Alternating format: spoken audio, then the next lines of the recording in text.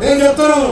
అందుకోసమనే ఒక వర్గం సాగుడు కాదు, వాళ్ళకు సాగిస్తే సాగుడు జరిగితే, కష్టజీవుల సాగుడు జరిగితే, విద్యార్థి అమరజీవుల సాగుడు జరిగితే ఎవరు కూడా ముందు వరుసలో ఉంటాడు. రైతు చేసిన రాజ్యం ఎవడది? ఏ చేసిన వ్యవసాయం రైతు చేసిన రాజ్యం. నువ్వు ఇక్కడ రైతు దాచిపోతే పంజాబ్ పంజాబ్ లా 30 కోట్ల రూపాయలు వాడిపోయింది. అయ్యేసోము రావసోము చెప్పి ఈడే రైతులు అనుభవం ఆగమైతే పంజాబ్ లో పంచిపెట్టి వస్తారు.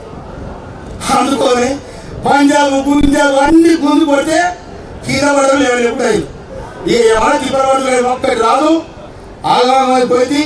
కనుక ఈ పోటాబు కేసు బయటికి రాగానే అందరు పోతారు, గోవిందరావు అయింది. ఇక మనం ఏది ఒకటి ఏంటది, నిటారసైన నిటారు నిలబడ్డ కాంగ్రెస్ పార్టీ నిటారుగా నేను కాంగ్రెస్ పార్టీ కార్యకర్తలని మనం చేస్తున్నాను. ఇది భారతదేశ ఔన్నత్యానికి సంబంధించిన ఎన్నిక.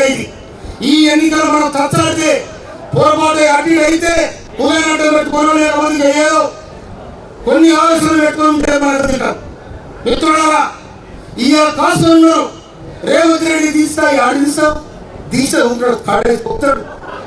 మీరు కూడా ప్రభుత్వం పడాలని ఎవరు మీటింగ్ పెట్టాడు మీరు కూడా పనులు అదే. అందుకోసమే రేపు 13వ తారీఖు నాడు ఈ మునుగోడు రైతు మురిపించింది రాజగోపాల్ రెడ్డి గారు, మమ్మల్ని కూడా మురిపారు. అది మీకు బాధ్యత. ఎందుకంటే కిరణ్ కుమార్ రెడ్డి గారు వాస్తవం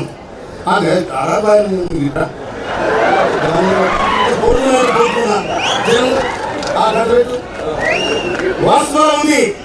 బ్రహ్మాండమైన మెజార్టీతో గెలుస్తారని మనం చేస్తున్నాను. అందుకోసమే మునుగోడు నుంచే షురు కావాలి కథ మునుగోడు నుంచే షురు కావాలి.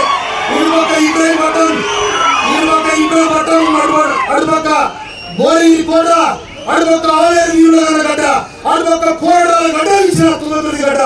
జనగాంలో యుద్ధం జరిగింది. యుద్ధంలో మనం అందరూ కూడా ముందు వరుసలో ఉండి కిరణ్ కుమార్ రెడ్డి చేతి గుర్తు మీద బ్రహ్మాండంగా ఓట్లేసి మెజార్టీ తెచ్చి మనం ఢిల్లీ కూడా పంపించాలని చెప్పి మీ అందరూ కూడా సమయంగా మనం చేస్తూ నేను ముగిస్తున్నాను. జై కాంగ్రెస్. ఏదో చేద్దాం. జై కాంగ్రెస్.